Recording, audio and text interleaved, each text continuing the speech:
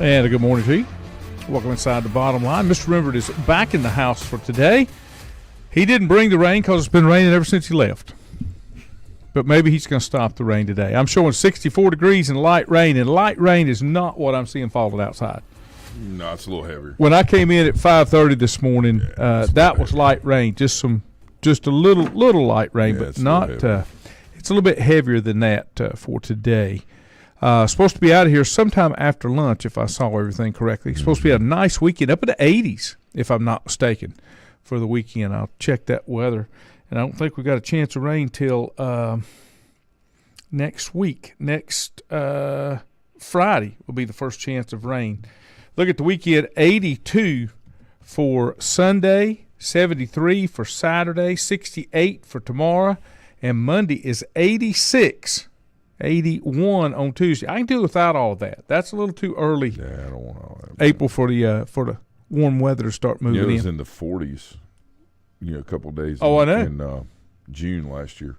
Yeah. Crazy how cold it was, like the first part of June. Kind of get confused, but we'll take what we get. That's all we can do when it comes to the weather. Pretty chilly. I heard a lot of things yesterday, and I know it's a sticky point for you, but I'm going to throw it out there because some of it I do agree with. I got several of those. I know. Richie, good morning. Junior, good morning. G-Man. The G-Man's on the line. I saw a couple of things, and if they could just get control of it, I would feel better. And I'm afraid because of where it's gone, to get control, they're going to have to do some things that I don't want them to do. But everybody is talking about the NIL money is really going to help college athletics by keeping kids in one place, keeping them there longer, because they're finding out they're not really pro athletes. Everybody thinks they're a pro athlete. Everybody thinks they're going to make it to the next level. So if your family and money is a concern, but you got to get this thing regulated, and I don't think everybody should do it. I just don't think that that's the thing to do. I mentioned last week when we were together, we talked about that maybe coming up with a super division of 80 teams that would be a super league. You'd have 8 10-team leagues. You'd take the 8 champions of each one of those conferences, and then you'd have 8 wild cards that get in for your playoffs for college football. And all of those were regionally based. And to be quite honest, that's what we need to get back to is regionally based conferences, because it's killing some of the non-revenue sports because they can't afford the expense to deal with it. I just, the whole thing is well, if we'll just create this and we'll just do that, then things will be better. Instead of taking care of your own house and making sure that things within it are functioning and are bring value and quality. There's so much more of the reach for the things outside of what the house is capable of holding, and when you bring all those things in, the house either implodes or explodes. And that's what's happening. I mean, Laney, if it's going to be intercollegiate athletics, that's what it needs to be. If it's going to be pro sports, that's what it needs to be. The whole issue is there's not as many young people going to college on universities as there were. Okay? People are finding out that trades and doing things like that, wait a minute, I can make X amount of dollars a year, have no debt, and and enjoy my life and be able to do the things I want to do. Instead of going to this university, racking up $200,000 of debt, then taking my whole life to pay it back, and then I'm garnishing my Social Security because I had to pay my loans back, or my parents because we hadn't paid it back. Right. Or now, I'm going to forgive all this, to let somebody else pay for your education. I don't know. There's a lot of irresponsibility. There's a lot of adults that are acting like children that don't want to be adults and make decisions and tell people no or yes. We are the land of opportunity, but yet it's only it's almost like it's rationed. And instead of saying, let's address the matters most important to what we're trying to do, let's look out 10 years, what changes can we make now? Let's just keep it in the bottle as long as we can. and this is what happens. Well, and that's very, very poor. That's leadership. where NCAA very poor leadership. Yeah. You know, they want to cast down and this coach did illegal recruiting and I mean, what does that mean compared to NIL money? Yeah. Well, would you agree? What does that mean? Would you agree that? I don't know. I don't know what portion, but a good portion of the NIL money was happening anyway. It was just under the table. Well, extra benefits. Let's call it extra benefits. Maybe I have no proof of that. You might have seen things. I heard of things. When I was on college campus, had some friends that, or some guys I played against that went on and received certain things just mysteriously or whatever. But I really don't understand. Like, well, we're sanctioning this. We're taking 3 scholarships away because they recruited out of the timeline for the recruiting. So these days are considered all like closed days where you can't do anything. Which I've never understood that. I mean, I don't even know what are we talking about? What? It's crazy. And this whole thing has gotten madness, and more regulation is created to create more jobs to be able to regulate the regulation, right? To oversee it. That's insane too. And there's so many things. Regulation is incredibly important to a certain degree for things, but it's more about oversight and doing the right things for right reasons, not doing the right things for the current narrative. And we have so many things that are skewed so many different ways that young people are confused. Mm-hmm. They're confused. They're like, well, yeah, but you told me I was going to be able to do this. Yeah, but the rules have changed and we're just going to give it to these kids. Every high school, every high school players, let's just take football for example. Kid has a really good career, throws the football well, goes to a division, let's just say 2 school, gets on there, expects to play right away. Well, they just don't, they don't recognize my talents. I'm leaving. I told you. What? I told you my thoughts when I went to school. This is almost 50 years ago. When I went to Clemson, the first thing that I realized was everybody that I was there with was at least as good as I was. At least, or they wouldn't be there. Right. And a majority of them, especially upperclassmen, were better than I was. Sure.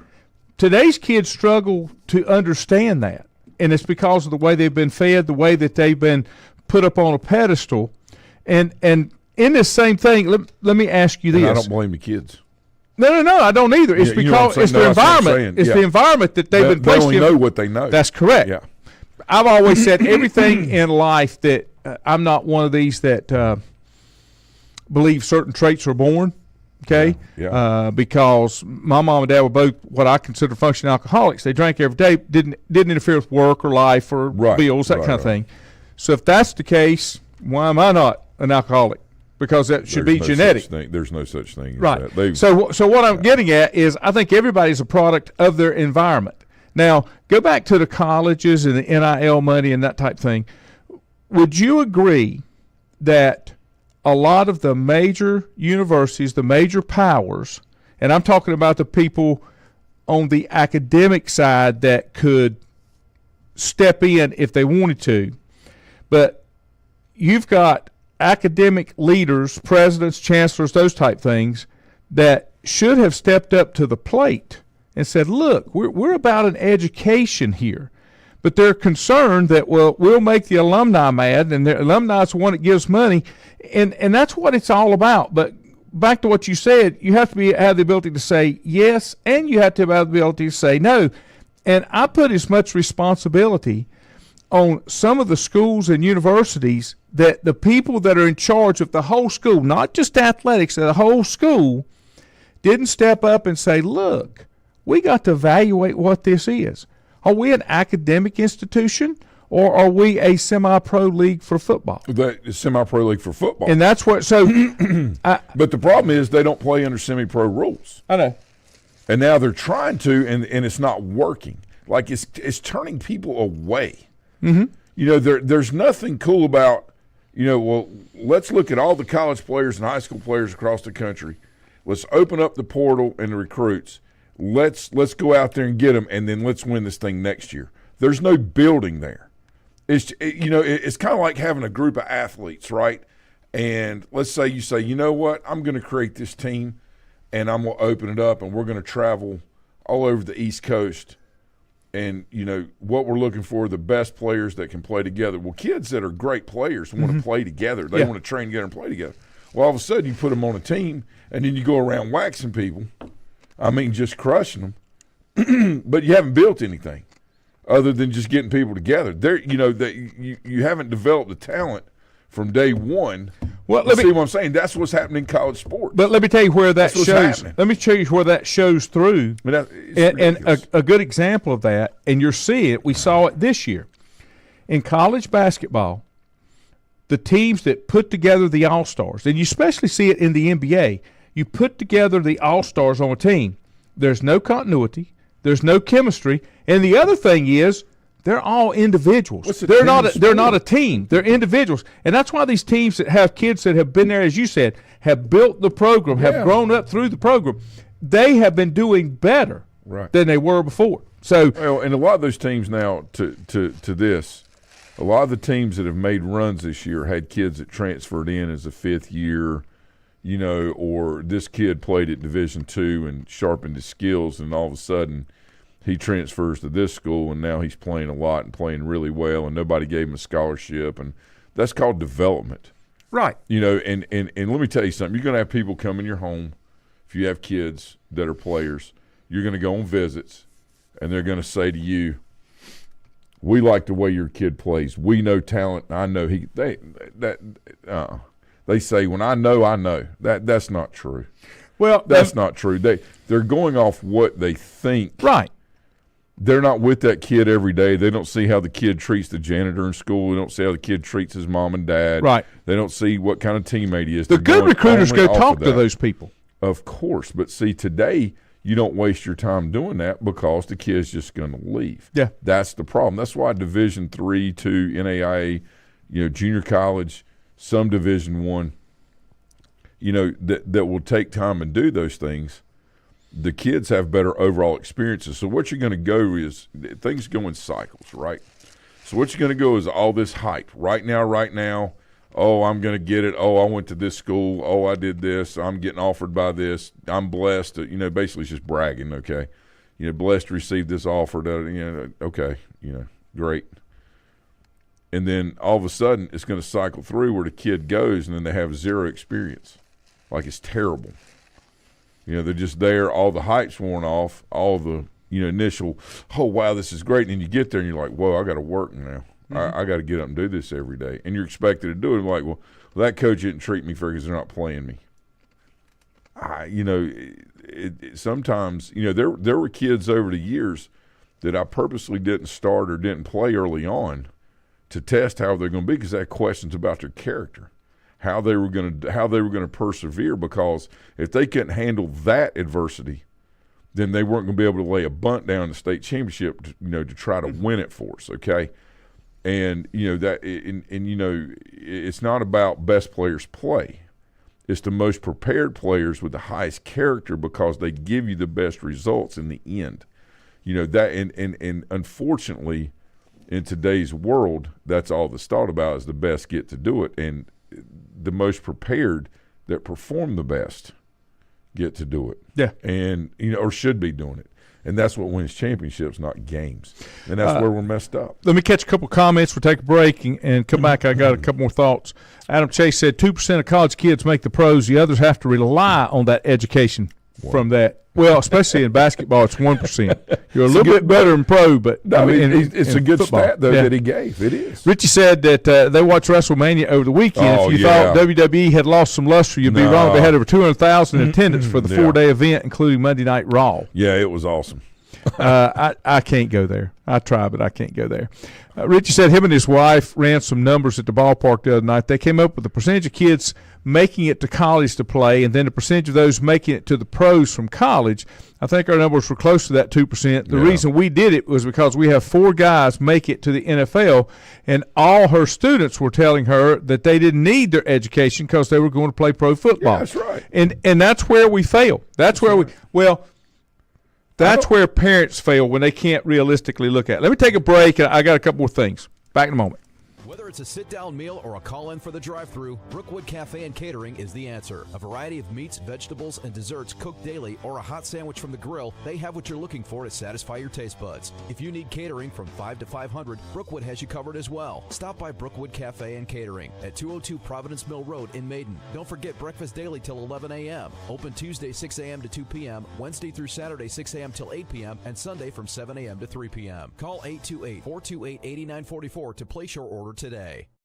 If you ask around, you'll find Burke Mortuary has a reputation for excellence and commitment to value.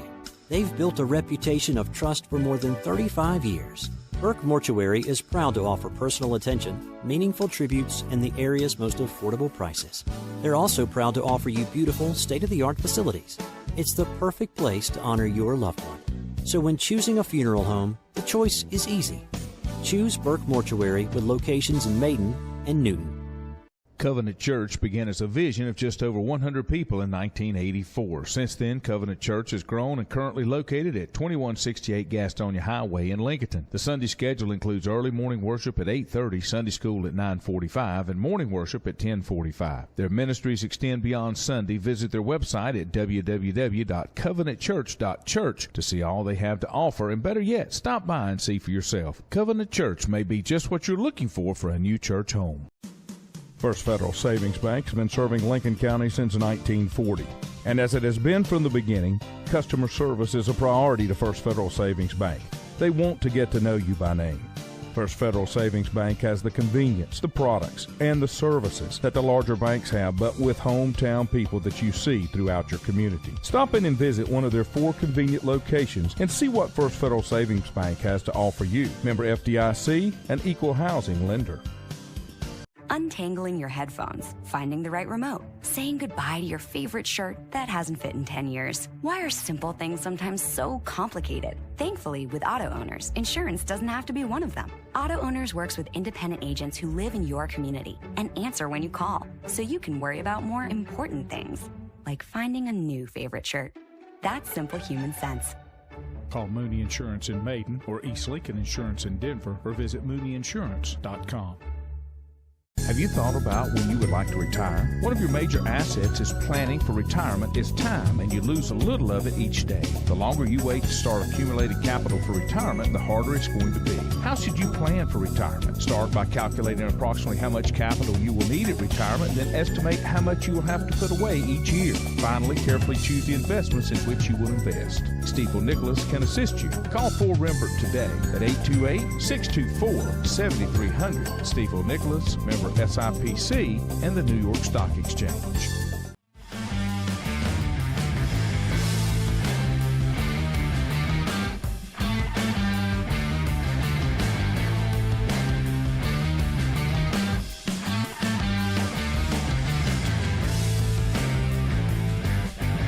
And we're back. Glad to have you here on a Thursday. I have to keep up with my days. Thursday. It's rained for 3 days. It feels like it's the same day over and over. I suppose Groundhog Day. One day. Groundhog Day. And I thought yesterday was supposed to be the worst day, and it wasn't. It cleared up a little bit in the afternoon. I saw water stand around, so that was not a good result. I decided that being a Federal Reserve forecaster is kind of like weather forecaster. Yeah. Yeah. I mean, all the stuff that's been going on lately with, interest rates and inflation, it's coming down, it's been ramping back up last 3 months.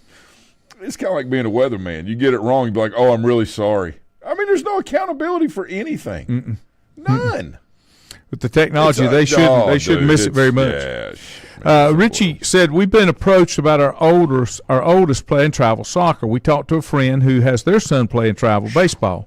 They told us that there's starting to be a shift now, and how they're doing this. Travel ball will always be there, but they are starting to see parents hire private coaches and go in places like the Athletes Lab to get more training and more one-on-one than just playing with a local club like the Optimus. Yeah, so this is the problem, okay, is both of those can work together.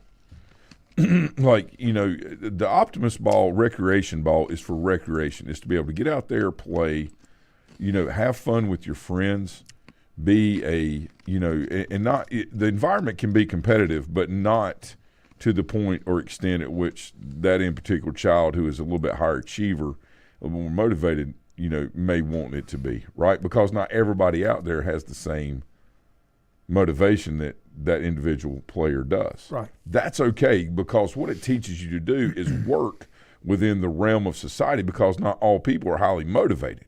So if you just put your children all the time around people that are highly motivated or say that they are but hate to be there, then, that's not a good mix either, right? So you got to have kind of both environments there. And I would encourage, parents and to take a look. These are young children, all right?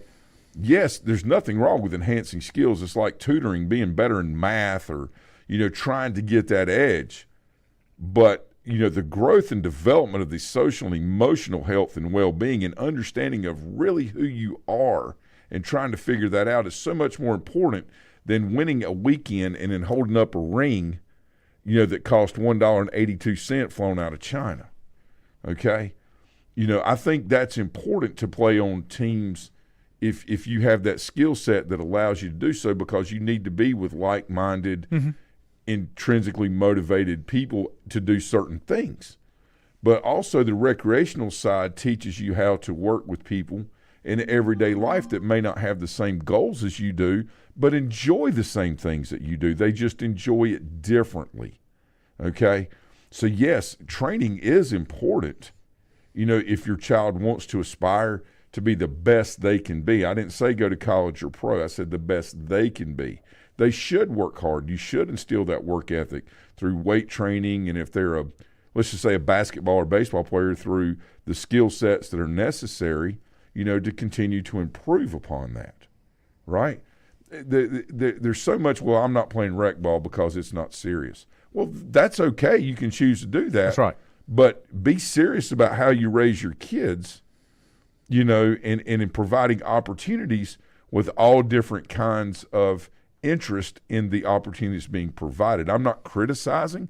This is going off a tremendous amount of experience, both in the recreation, which I've coached for many, many years, multiple sports, middle school, high school athletics, college athletics, training players, both, basically anywhere from 6 or 7 years old if they have an enhanced skill set, all the way to, 26, 27.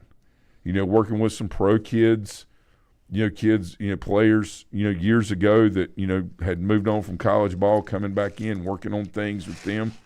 And then, being able to, I say scout, being able to look and, use a judgment on talent, a skill set, and say, hey, this kid may be of interest to this, organization, and contact, just saying, hey, I really like the way this kid moves. This may be something you want to, I'm just giving examples.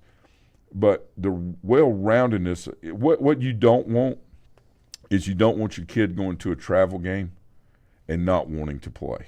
That's correct. Okay, if they do that, now they're kids, sometimes they get emotional. It's early in the morning or late at night, and they need to try to overcome some of those things. But at the same time, you have to look at the core and say, okay, what am I doing? What am I trying to achieve? And is everything based on the growth and development of my child to give them the best opportunity to be successful in this world? Or is it just about being able to put on social media, I'm so blessed that I've been offered by 42 schools in here? Because in the end, it matters in the moment. But in the end, it's about how productive and contributing you are, not that other stuff. I'll give you some personal on that too. Here's a couple comments. Adam said I'd show them the Inky Johnson video. You can be a top talent and then lose out with one injury. Wayne Ward, good morning, and happy anniversary to you and your lovely wife. Brian Lynch is out delivering the Lincoln Times this morning. Thank you, Brian.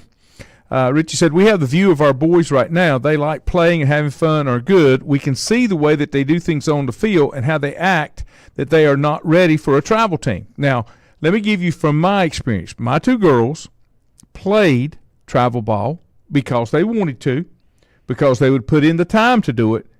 But at the same time, there was no aspirations of them moving on to the next level. Yeah. And honestly, it wasn't cheap, but I felt like it was well worth it for their social growth and development. Absolutely. And to learn to compete at that level and to be able to, as you said, have to get up for that early game on Saturday morning. That's good. When you played a late game on Friday night. That's why we did it. At no time did I ever think, in talking to both of them, that they want to go. They didn't have the kind of drive that it took to take it to the next level. That's the other thing that happens. And I've seen so many kids that have come through and been pushed through the travel system, okay?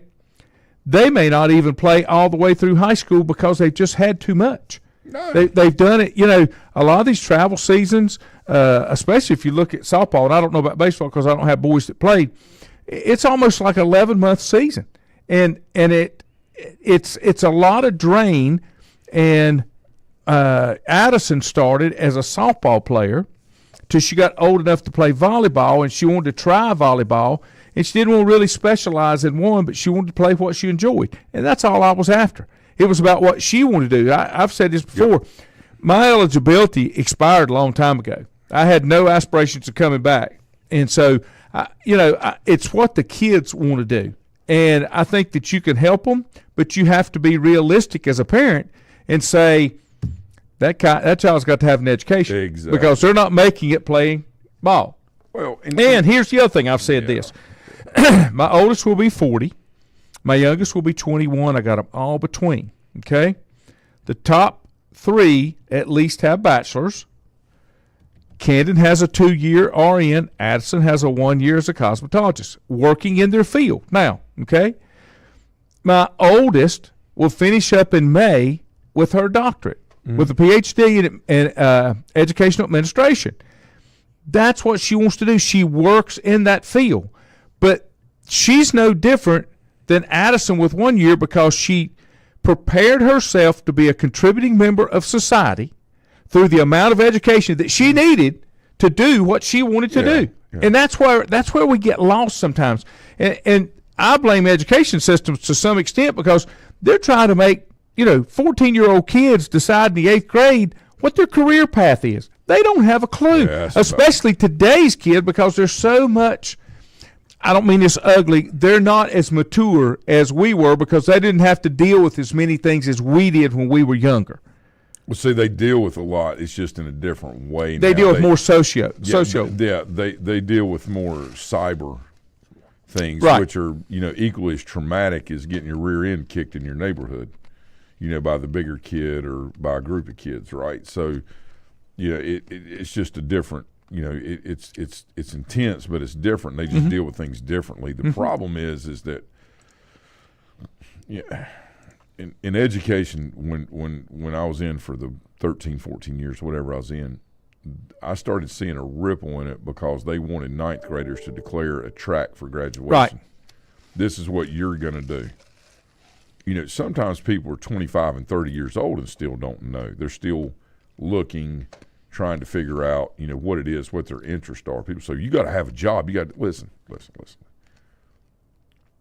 Find, a lot of times we look outward instead of seeking inward, right? To find out what it is we want.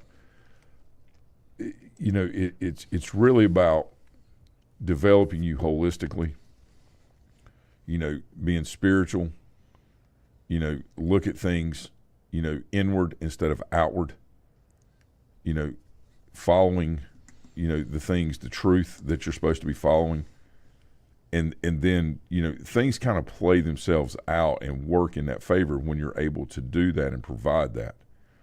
And, the first pushback we'll hear from anyone, well, the world's not like that. The world is what you make it, okay? It's your perception of what the world is that actually becomes your reality, okay? Now, that doesn't make it right or wrong. So what you have to do is you have to tune that to try to make it right as possible. And what, there's so much miscommunication today about, well, if this hurts your feelings or you don't want to do it, then somebody can't say that to you. Well, first of all, anybody can say anything they want to. Mm-hmm. We've come up with new terms as far as speech and things like that. No, and again, just because you have a right to do something doesn't make it right.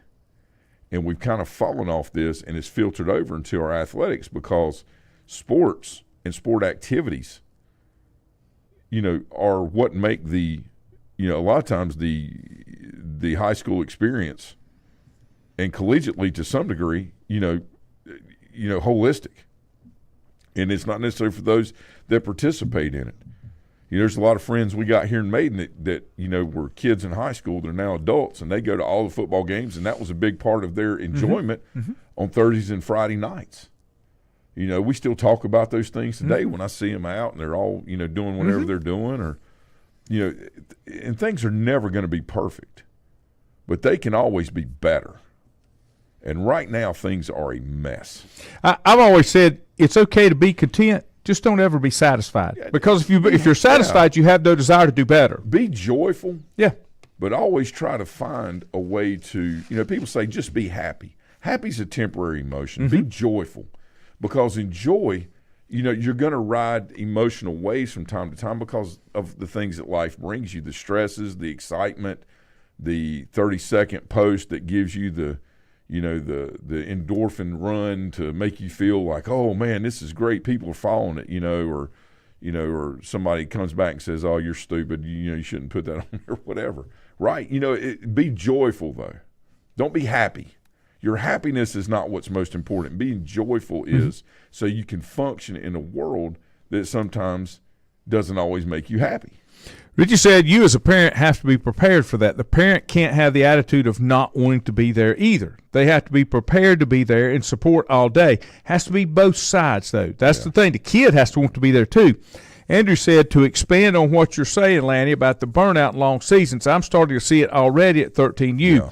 A lot of the time, however, as I sit back and watch, the kids get more burnt out with their parents and not so much with the game. That's right. People don't do their job setting expectations. That's the key. Andrew said parents put a ton of performance pressure on some kids way too early. Oh, it's awful. The athlete has to fall in love with the game if you want them to fall in love with the work that goes along with it. That's why I was saying, not that I wasn't encouraging my kids to play at a higher level when it came to sports, but it was only if it was their desire to be there. I'm not the one that's going to have to get up at 5 o'clock and go to the weight room. I'm not the one that's going to have that 2-hour practice before I go to class all day. Yeah. So the kid has to be in love with it as well. Let me catch a couple stories that are breaking out here now. About the Masters starts today. Yep. It's already been delayed because of storms and wind in the forecast for today. Police in Dallas have issued an arrest warrant for the Chiefs. Is it Rashid Rice? When it was driving a Lamborghini racing and had the wreck, they have issued an arrest warrant for him. Yeah. Caitlin Clark bids Iowa farewell and will have the number 22 retired. I guess the biggest surprise, and maybe everybody didn't see it coming, and I'm hoping that when he goes, he gets more back to – he's already gone, but when he gets more back into – how to do basketball and not just an NBA recruiting factory. Calipari has left Kentucky for Arkansas. Yeah. It was time. And, people give him, he didn't win these games. Listen, Calipari has always been about going. You need to watch the interview, the kind of the piece they did on ESPN. His sole purpose has always been to go in the home, visit with the parents, and say, you know what? I can't tell you that they're going to the NBA. But what I can tell you is this, based on what I've seen, if you do your job and I do mine, they'll have an opportunity. Whether that's in a year or 2 years or 3 years, I can see this. I can honestly evaluate this and see that he has that potential. Now, people can say what they want to about Calipari, all right? The bottom line is you're never criticized by anyone that's doing more than you. Okay, and that doesn't mean people can't have opinions about, he did this over this school and had this recruiting violation and whatever. Let me tell you something. When it comes to NIL money, what recruiting violation are we talking about now? Where's the importance of that factor? Oh, well, he gave the kids this and did.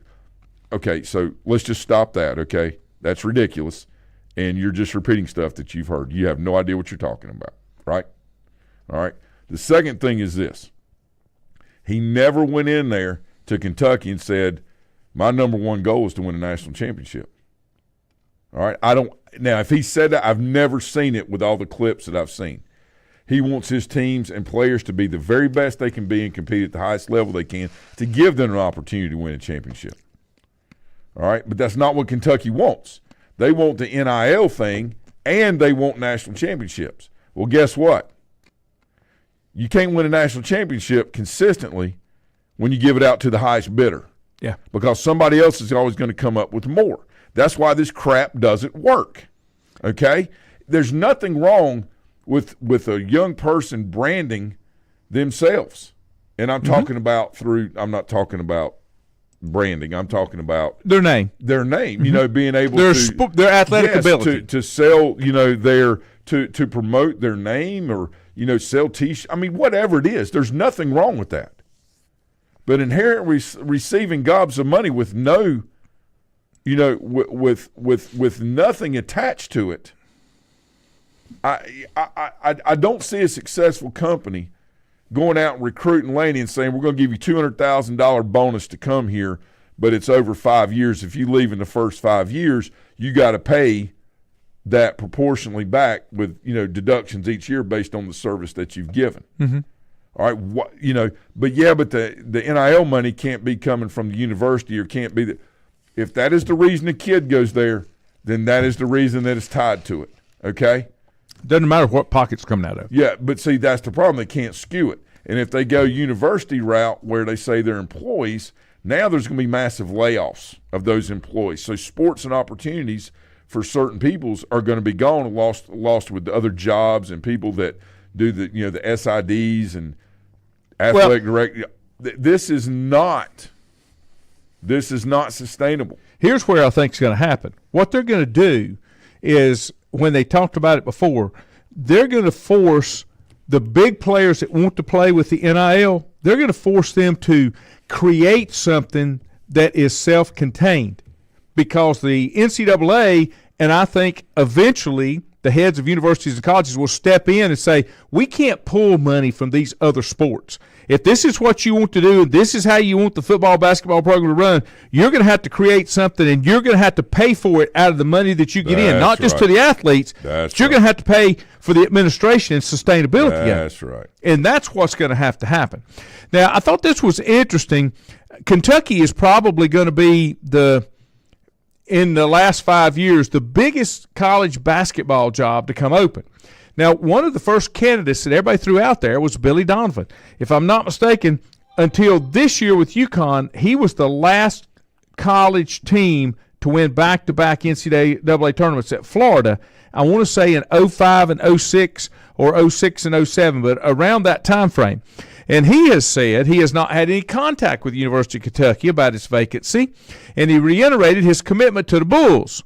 And I'm sure he reiterated his commitment to the Bulls until he hears something. And the whole thing will be, he won't hear it, his people will hear it. Yeah. Agents are always out there behind the scenes seeing if anything's there. But Donovan, his name has been speculated as one of the top targets. He began his coaching career as an assistant at Kentucky for 4 years with Rick Pitino. So we'll see what happens there. I think some people are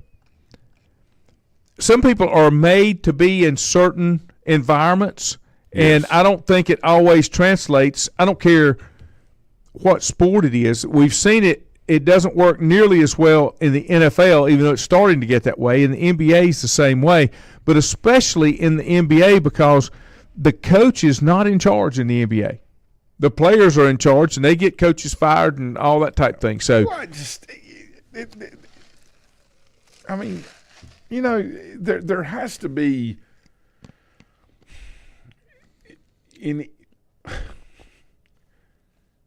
you have to have a succession of things, and there has to be an order. Mm-hmm. And when one tops the other, but the way the order works to benefit what's supposed to be going on is not happening, then chaos ensues and things become, unfavorable for all those involved, not just one or two parties here.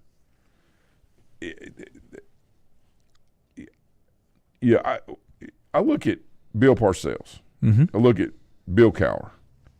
Jimmy Johnson. Belichick, great example. All of these coaches, Don Staley, Kim Mulkey, right? They're in charge of their programs. Mm-hmm.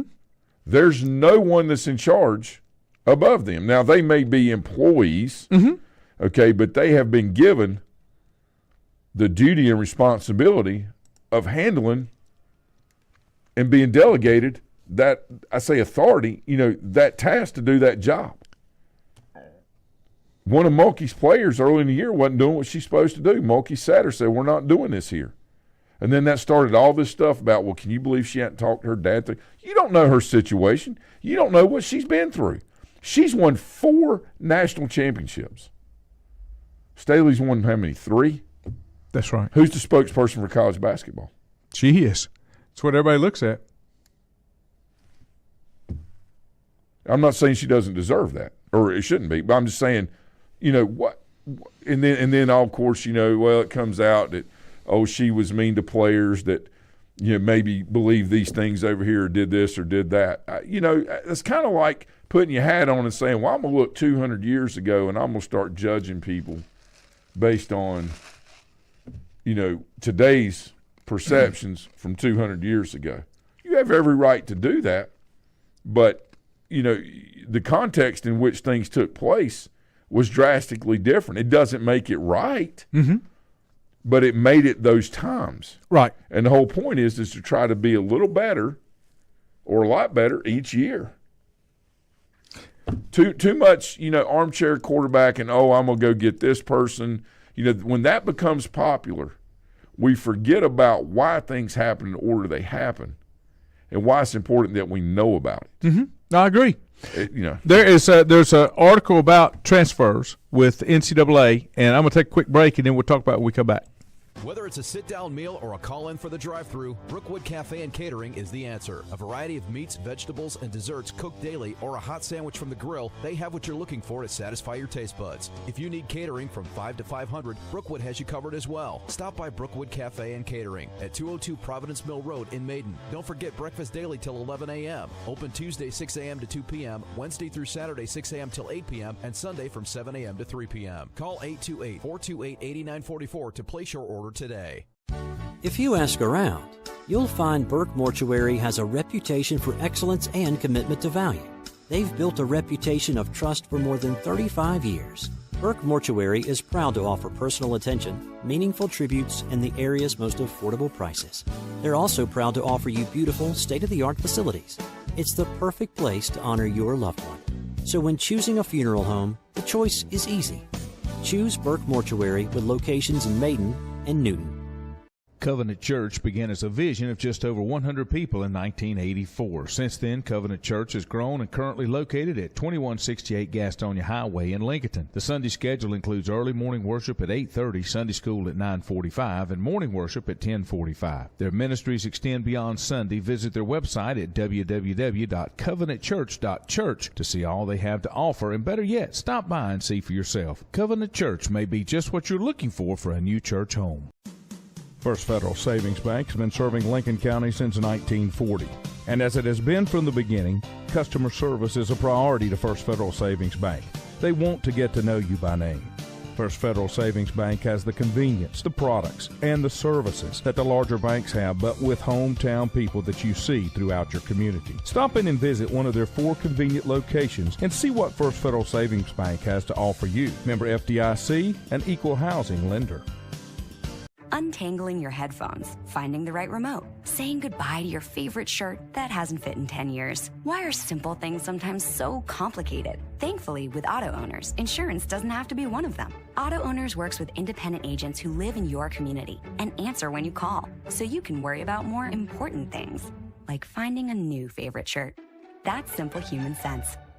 Call Mooney Insurance in Maiden or East Lincoln Insurance in Denver or visit mooneyinsurance.com. Have you thought about when you would like to retire? One of your major assets is planning for retirement is time, and you lose a little of it each day. The longer you wait to start accumulating capital for retirement, the harder it's going to be. How should you plan for retirement? Start by calculating approximately how much capital you will need at retirement, then estimate how much you will have to put away each year. Finally, carefully choose the investments in which you will invest. Stiefel Nicholas can assist you. Call 4 Rembert today at 828-624-7300. Stiefel Nicholas, member SIPC and the New York Stock Exchange.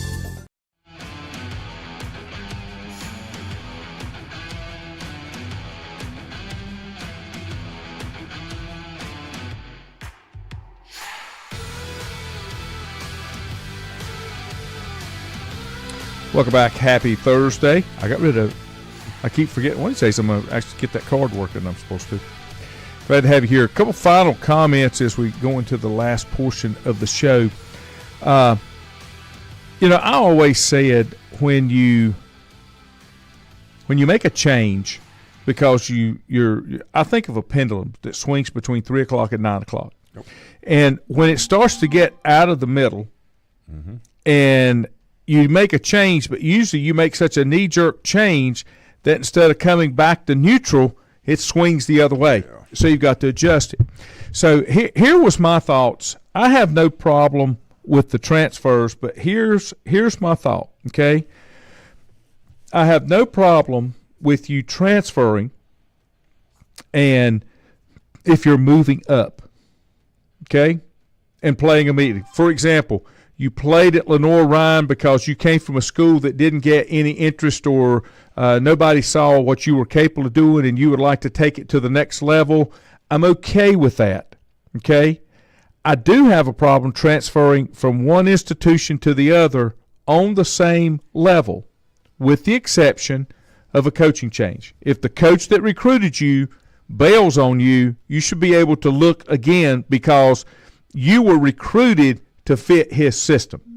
Coaches bring in talent because they've already got it mapped out in their head. This is what we're going to do. So if you get a coach that does not have the same philosophy from an offensive or defensive standpoint, I think you should be given the opportunity because they don't keep coaches from transferring or leaving and taking other jobs. So you got to be able to do that. The NCAA had the restrictions a little too tight, and instead of loosening them up, they just put the blinders on, turned their head, and all of a sudden it got on the judicial side, and it went like this. This story came out, this was a couple of days ago. Heather Dinich said the NCAA Division I Council could adopt emergency legislation this month for a new transfer rule that would allow all undergraduate athletes to transfer and play immediately if they meet specific academic requirements. The proposed legislation, as first reported by The Athletic, would not limit the number of times an athlete can transfer. Athletes would still have 2 transfer windows and wouldn't be able to transfer mid-year and play for a second school in the same season. In December, the NCAA proposed this policy to reaction to a West Virginia judge ruling that intended to stop the organization from enforcing its bylaws, barring athletes from transferring multiple times and playing right away. The NCAA agreed to terms on a preliminary injunction that runs at least through the end of the academic year. Now, I'm back here again. I'm only in it for one transfer. If you made a mistake, then you should have the ability to go play. Now, the way I want it to work is if you made a mistake, just not working out, you can transfer, but you can't play that first year. They'll give you an extra year of eligibility, but you can't play. It's like you're going to transfer and you're going to automatically be a red shirt for that year so that you make sure what you're doing. I don't think you should be allowed to transfer after that. That's what gets me to this NIL stuff.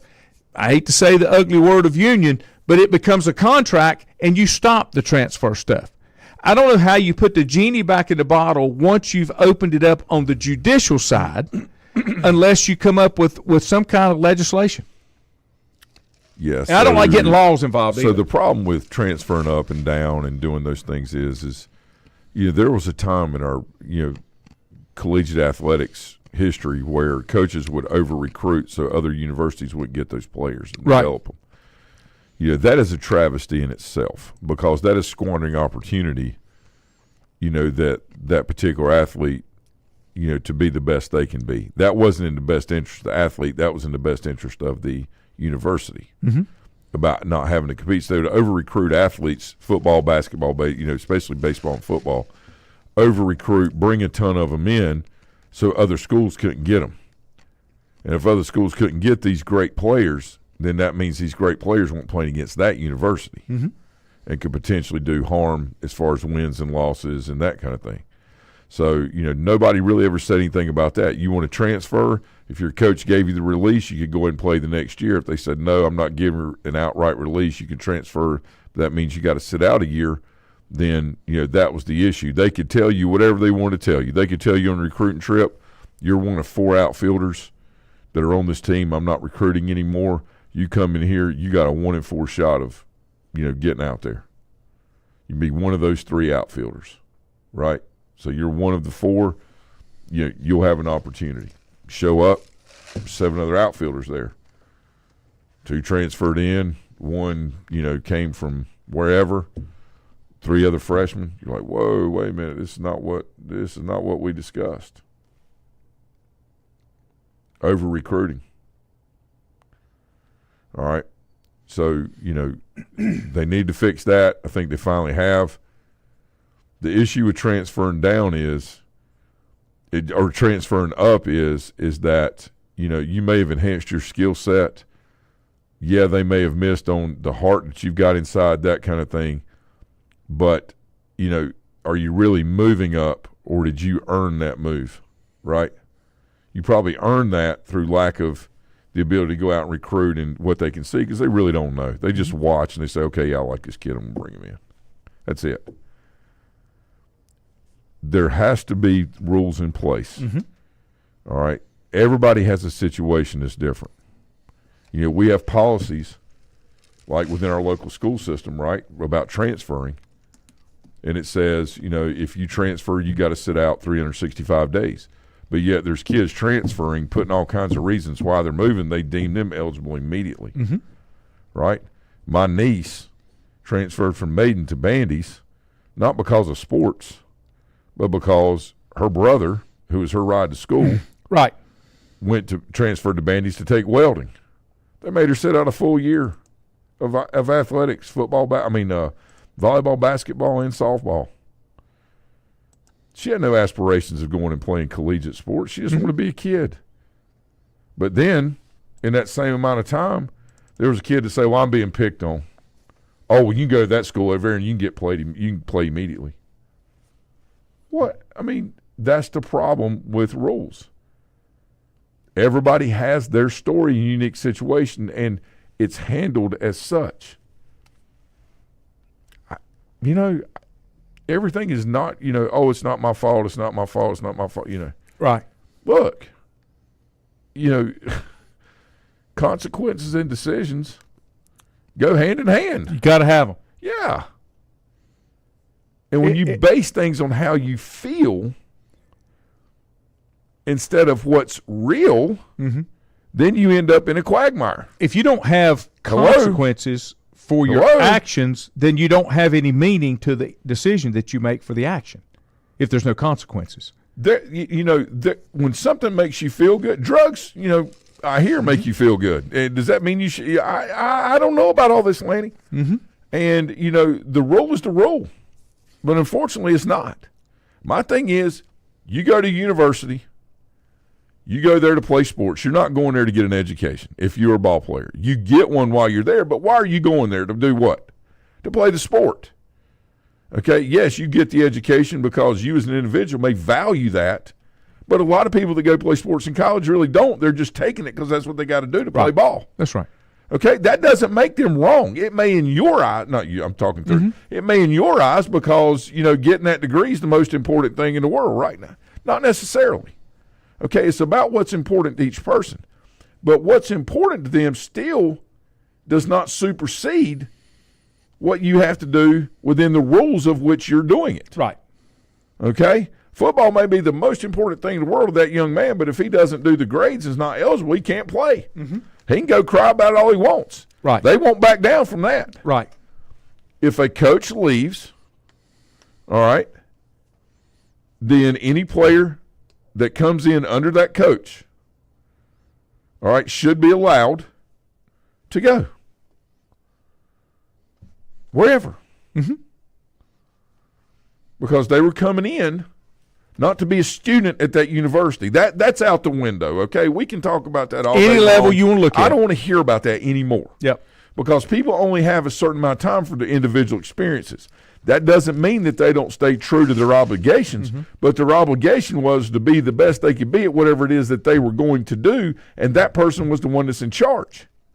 When that person leaves, they may give the new person coming in an opportunity, or they may love the university, not want to leave. Right. That's okay. That's choice.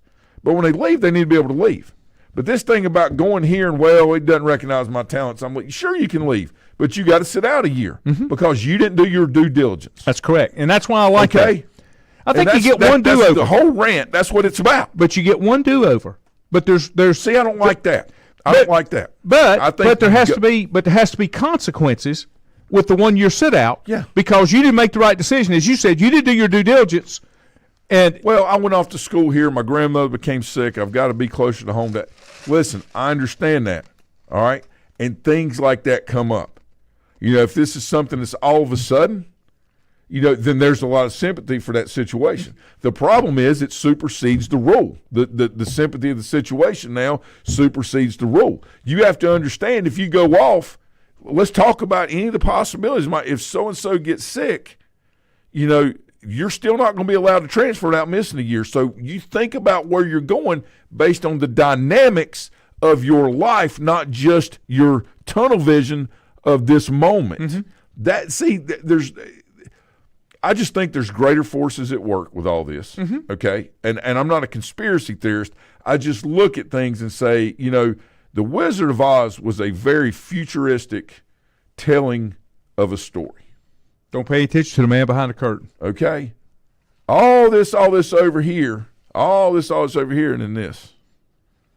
And it's almost like we're all pawns in this game. Yeah. And the discussion is not really on what's going on, it's on what we think is going on. Yep. And I just, there's just so much more to this, Lenny, than just transfer.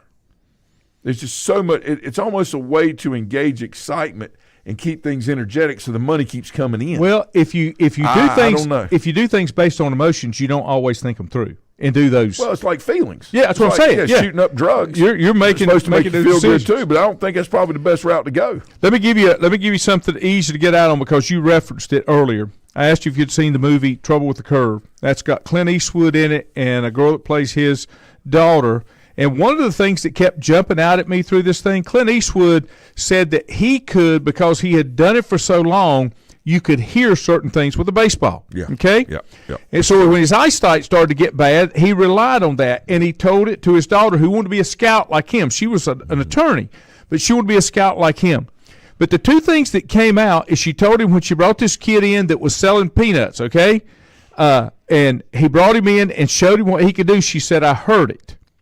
But the point that I want to make is some of their scouts wanted to go all in on this one guy because he looked great on film. Yep. And one of the things that Clint Eastwood asked him, he said, when's the last time your hind end was in a seat in a high school baseball field? That's right. That's right. You got to see the whole thing. You got to talk to the people that are around. 100%. Because that's where, and that's why one of the things I don't like about what the NCAA did with contact, when I was in school, there was somebody on campus all the time. Yeah. My phone rang all the time. Yeah. And the coaches that were recruiting you wanted to see you in your environment and how that would translate to the environment that they wanted to bring you to. Imagine that, investing in you as a person. It's not all about those huddle videos. But you know what I'm saying? The thing that this movie brought out is that was the one thing that it did is you can't just rely on the eye in the sky. The eye in the sky paints a picture, but it doesn't. It paints the picture of what that kid can do on the field or court, but it doesn't tell you who that kid is. So this is a great example. Rob Smith, who is the defense coordinator at Duke, who's now at Texas A&M with Elko. Okay, they were on campus a couple of years ago, and Rob came out, and Alec Hall. They were really wanted Alec to come there, and he was there that day, and I saw him. And he came up in the upstairs coaching office. I work on my defensive stuff for the day, just going over our planning and all that. And I talked to him. I said, Rob, I said, how do you guys do recruiting in today's world? So I'm just interested because it's changed so much in the last 5 to 10 years. And I said, I have personal reasons for asking because I said, my son plays football here, and he's not going to be an NFL player, but he's looking at maybe opportunities, to go play. And I think he could probably play, Division II somewhere, maybe good Division III school, whatever, right? And we were trying. And he's like, well, which one's your kid? And I'm like, well, he's like, I was just up in the weight room. I said, well, they were probably all up there, fourth period. I said, he's kind of he's kind of tall. He's got like crazy hair and pretty big guy. He said, oh, you talking about that animal in the weight room? I'm like, well, that's probably right. There's a couple of them, and Jack and DJ and Quinn and Jacob. And it's like, yeah, he's like, Coach, he said, how about this? He said, I saw on film nothing that would attract him to come to Duke that we think that he could play at this level. He said, but until I saw him work out today. And I said, what do you mean? He said, wherever he decides to go to school, if he decided to go to Duke, he said, I can tell you right now that you let us know when you apply or if he applies, and that we will make sure he's on the he's on the team. And he said, I said, well, how does that experience correlate, with him, coming in, because he's only – just barely 6'1", and, he's a lineman. So we're talking about, these guys 6'6", 6'5". He said, wait a minute. He said, this is how this thing works. He said, this is the cool part about this. He said, a lot of these kids that we bring in, they're like your son. He said, they'll come in for 3 or 4 years, and they'll be on the scout team, and they'll work out in the weight room. They'll do a lot of things. They might not do everything the other kids do, but they still do all these things. And all of a sudden, they start growing. They put like 50, 60, 80, 90 pounds on them. Yep. And then – three years into it, we look out there and like, oh no, so-and-so got hurt on the field goal team. What are we going to do? Well, let's put Rembert in there and see how he does it. Now, all of a sudden, your kid goes in, and that kid's now played in an ACC game. He said, we did this at Rutgers and, the other schools that they had been. And he said, it's remarkable the amount of kids that we find that come. He said, it's not like a Rudy thing. He's like, it's kids that come in and do like Rudy did and work. He said, it's not always like that. He said, but the opportunities are there for the intangibles that we don't see on the field that can end up correlating and being a contributing member in some way. And that's what I'm saying. And I was like, I said, I don't think he's going to come to Duke, but I really appreciate you sharing that with me because it gave me insight on how to help other kids. Gave you an objective evaluation. He did. And he took that time to explain it in a personal setting, right, so that I could truly understand to help other kids, down the road or in, whatever capacity with that.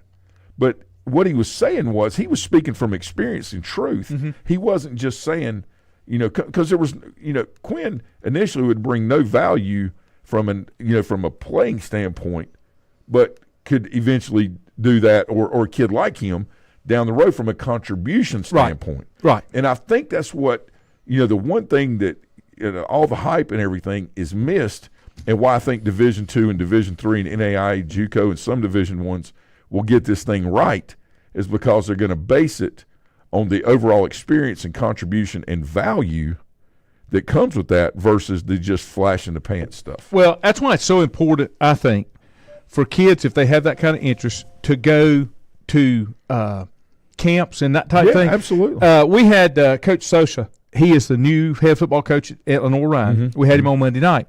And they did something this past weekend that they hadn't done in a while, is they had a junior day. And he said they had 150 kids come up there and watch practice, see so how awesome. practice is, Oh, it's so and then they awesome. get to look at them, get to meet them one-on-one. You can't make a true evaluation on. Now, here's the deal. If you see people on film, I'll use Matt Eisenhower as an example. Oh. You didn't have to see him in the weight room anywhere else because you could watch on film. He's mauling He people. did all He's of just that. mauling Yeah, he did people. all But that, it came from the training and development that he was able to do that. But if all of that doesn't come across on film, you got to get one-on-one with that kid and see what they can do to get that evaluation. Never in my life seen by. He was a 9th grader, and the first day we had pads on, Robbie and I were out there with the JV football team, and Matt engages. We put him and Daniel Sipe up against it. Daniel was a tremendous high school football player. You know, he and Matt played side by side for basically 4 years, But they were going, and Matt and Daniel engaged, and I told Robbie turns around, I was like, "That kid's pretty good." I said, "Holy cow!" I said, "I'm not about 27, 28 years old, whatever." I said, "But I've never in my life, and I've been on the field with my dad for 20 years. You know what I'm saying? I've never seen anybody engaged like that." And I mean, the engagement and just the stick of it. And right? that's why he didn't last on the JV. No, I told Coach Brown. Coach Brown said, "I haven't been coaching long." I said, "We know that. I'm just a kid." Said, but I've been around. He said, "Well, honey, you've been, football fields your whole life." Your dad said, "Yeah." I said, that Eisenhower kid's incredible. I said, I don't know how you're going to be able to not use him if somebody gets hurt. Well, God bless Will Underwood. He broke his leg a couple weeks later. They were looking around. They were thinking about a couple other kids. And then I think on that Tuesday, Coach Brown said, "Matt, you're going with us today." And I hadn't seen Matt since. The one thing that he had to do, though, He was incredible. the one thing he had to do, he had to go see Matt's mama.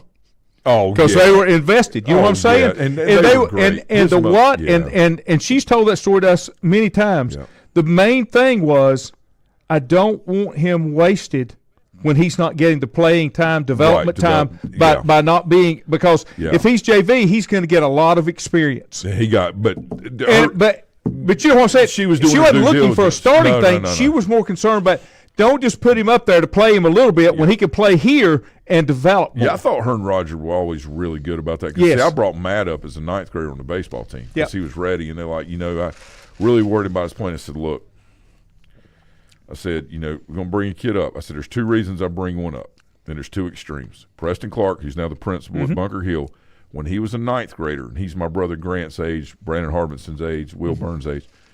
When Preston was 9th grade, he hadn't played baseball in 4 years since he's like 5th grade.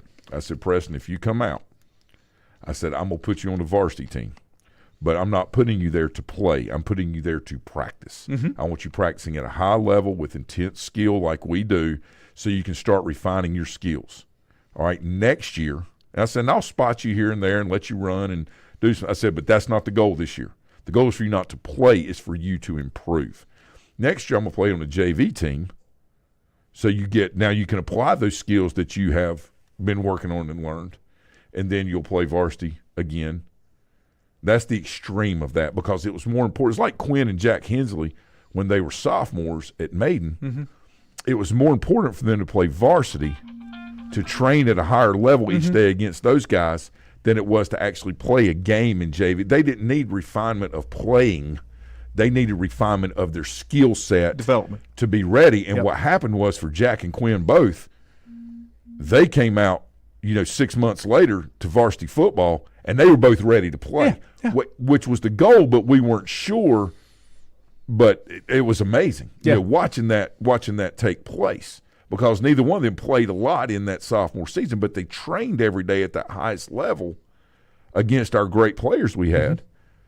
And then they were ready. So the way that Matt's mom and dad, they were very appropriate and very responsible and very engaged, but yet they put it on him to do the work. They wanted to make sure that he had the best opportunity to develop himself. Yeah. And that's what we forget. Yeah, I was very appreciative of having those conversations and things like that. Nice to have that type of parent involvement. Don't always happen that way. I think that we're all on the same goal, and we just have to communicate to make sure that that's what's being done. And that's the working relationship that's so important that you had with so many players and parents that I've had over the years.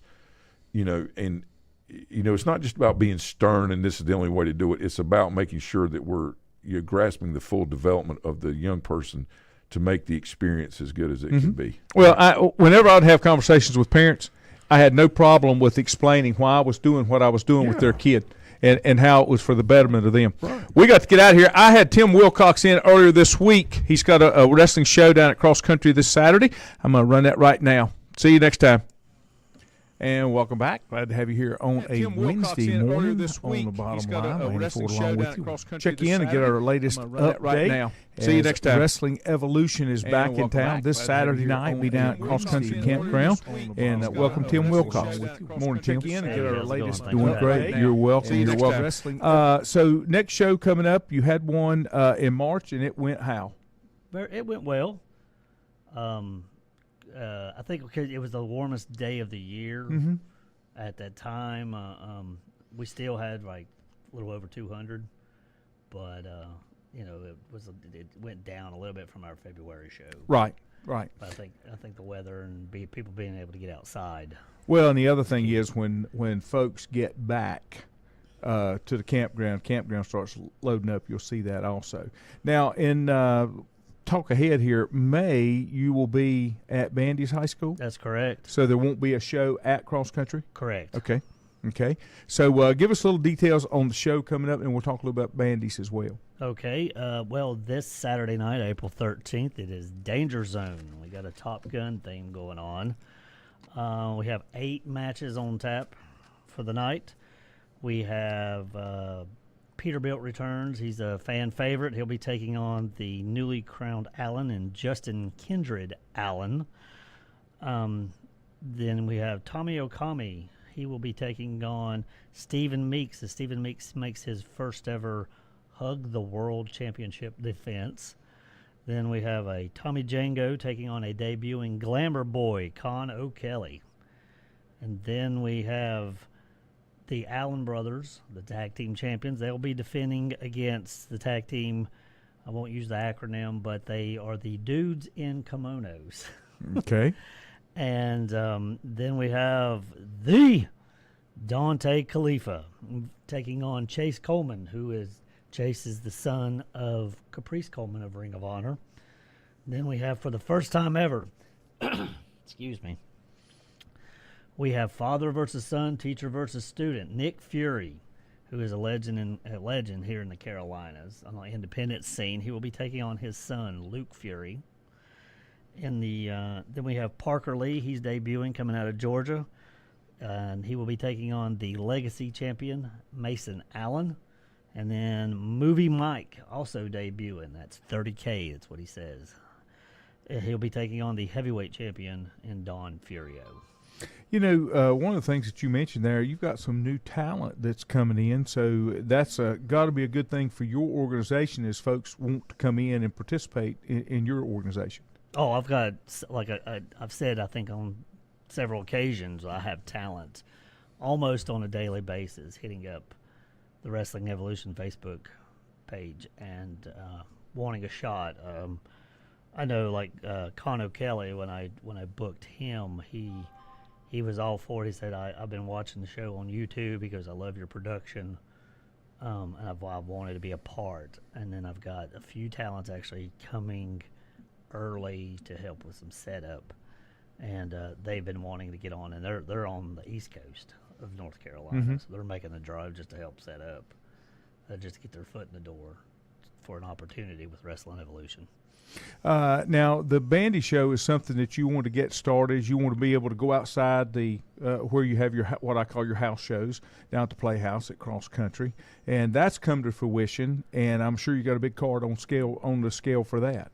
Yeah, no, I don't have I haven't made any match announcements Okay. yet, but I do have. I know there are. Well, I take that back. Last show, we made the first match announcement, and it would be a 4-way elimination for the tag team titles, and that will be a tag team of Love and Eyes, which is Stephen Meeks and Victor Andrews, versus Amish Country, versus the other guys, versus the Allen brothers, and that is if the Allen brothers do come out on top in their tag team match this weekend. And, you know, one of the things I think that we've talked about before, you have developed your own championships inside your organization, something for folks to compete in. Remind me again when you started and how long you've been doing this. Well, we started in June of last year. Okay. June 24th. That was Lethal Lottery of last year, and we've been, just, riding this train ever since. And it's one of those things that you have. How do I say this? You've, like the name says, you have evolved as well and been able to put some together. And when you talk about the shows, you have developed your own following for fans that are coming to see your shows. Yes, like it's me. You're saying me as an individual myself. Your individual, your organization. Yeah, well, as an organization, yes, we have basically we have a hardcore group of fans that when we are in town, they are there. And then each individual talent on the show, even myself included, have, well, I know when I walk out the curtain, there are fans right that are cheering me on. Of course, the majority boo me, but which is what I really like. Well, that's what you do if you're ownership.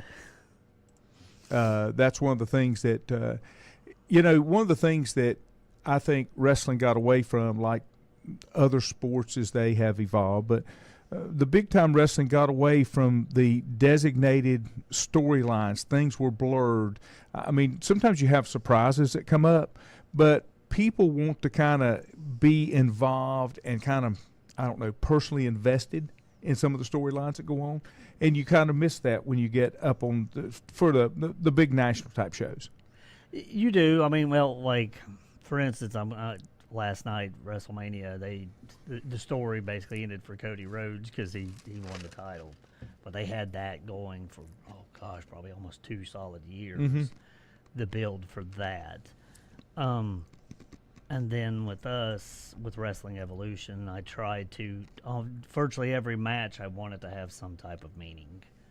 There's a reason for everything that I do with Wrestling Evolution. And some of it is basically wrestling is storytelling. And it's long-term. There's things that I have that's long-term storytelling. I'll use the Allens, for example. The Allen brothers, in their first debut match, they were a 6-man tag match. They split. Mason went his way. Robert and Steve went their own way. And then it all culminated back 6 months later. They came back and pulled the heist of the century for wrestling. Well, for Wrestling Evolution, that is. And joining back together and helping each other in some fashion attain gold in Wrestling Evolution. You talk about the Cody Rhodes thing, and it took 2 years to develop. That seems like a long time to kind of continue on a storyline. Or is that common? Well, it depending upon what it is. I mean, there's if you really watch wrestling and pay attention aspects, I mean, there's like little itty bitty details. I watched that main event last night, and for instance, it was under what they called bloodline rules, which was anybody could get involved. Seth Rollins came out as in his former self of the Shield, and Roman took the advantage of taking the shot at Seth, where Seth took the shot at him years ago with the chair. You're talking a 10-year storytelling event right there. Just a little bitty in tiny aspects. If you're are you holding fans that long? As far as like on the storyline, I have fans that message me, excited about where they see things, how it's going, and then we insert different aspects. We might take this person; they might be in multiple angles, So they have this, but their focus is on this, but their focus is still on the original main angle, and that's just to keep people invested. Yeah. One of the things that I guess that I like about what you do is it seems to be more the way I've been watching wrestling since the 60s, and it seems to be more the way that I remember it, and you can kind of hold on to it and get that personal investment. It's hard. I stopped watching on the nationals scene, I guess when everything kind of rolled into WWE, because it just kind of left me. I relate it back to NASCAR. NASCAR left its fan base. Yes. And it lost fans when it did that. I think wrestling kind of did the same thing. What you guys do, bringing it back locally, is how the old-time wrestling fans grew up with it.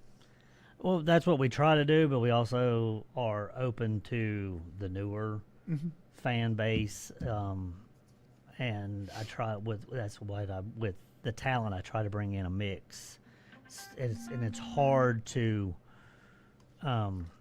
please everyone, obviously, every time. But and again, with my shows, there's only so many spots, but you got a ton more wrestlers than you do spots, Right. on shows. And but I try to give everybody a taste of everything, and that's why I bring in new talent, is to give not only them the opportunity, but also to give our fans the opportunity of saying, oh, well, I never saw this person before. This person was really, really good.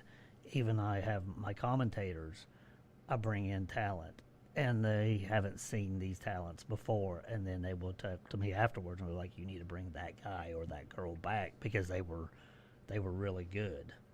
So, and it's all about fan interaction, how they do in the ring. I mean, I'm very detail oriented when it comes to Wrestling Evolution because it's what I'm passionate about. Right.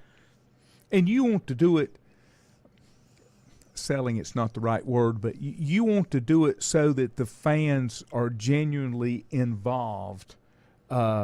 It's not just something you're watching. So much of the stuff that you see, I guess, with the big guys, it seems like they're just continually rehashing. But when you're bringing in new talent and new tweaks on storylines, that's the way to keep the fan base kind of engaged. Yes, and and we're. I'm not gonna say we're the only one, but we're one. I feel like we're one of the few that typically do storylines now. And you might have a few that here and there that they'll throw a storyline in for this or that. But I feel like we have so many things going on and building and because like I want to use like Tommy Django for example. He took out his partner back in January, Chris Vallow. Vallow's been out ever since. But when is Vallow coming back for some kind of revenge on Django? Stay tuned. Right. That's part of why you got to have it. It's funny when wrestling was that way. You couldn't wait for the next, edition or the next time you saw it. So many TV shows used to do that too. That's the way that Batman was. Batman was usually a cliffhanger when it was a TV series way back when. And that's what draws the people to keep coming back, to make sure that they can get that.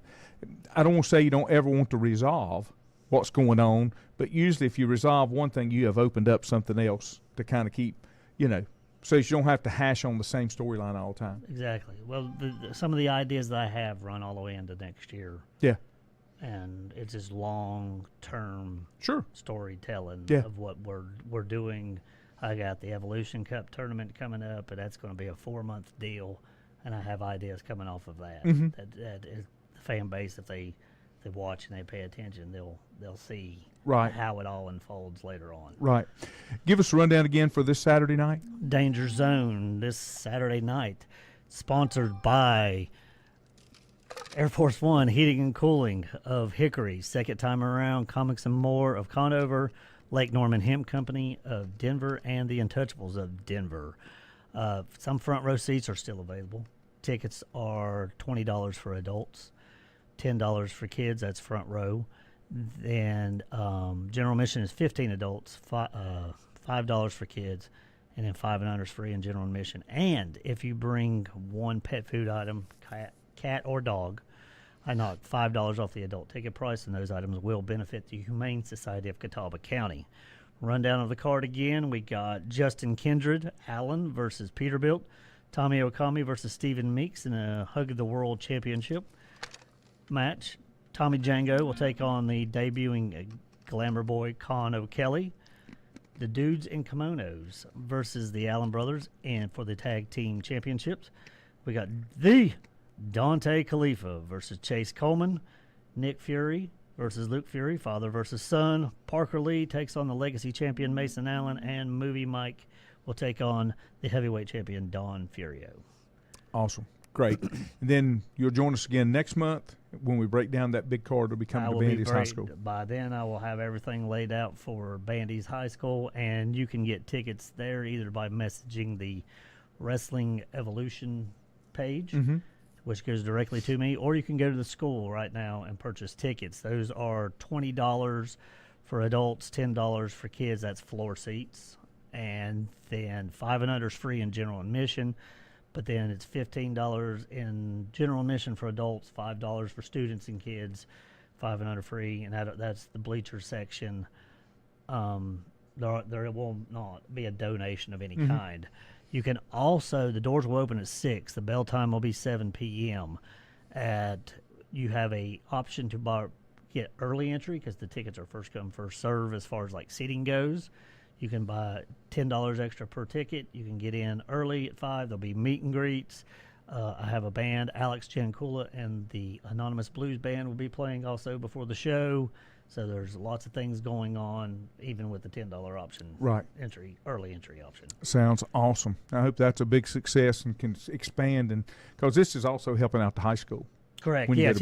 It's sponsored by the Trojan Country Athletic Boosters. Right. So that helps out everybody involved. Awesome. We appreciate being on your list to be able to do this, and look forward to getting that big card for Bands. Good luck this Saturday night with your card. Thank you. All right. That's going to wrap it up for us today. We'll catch you again tomorrow. Have a great day, everybody. We'll see you.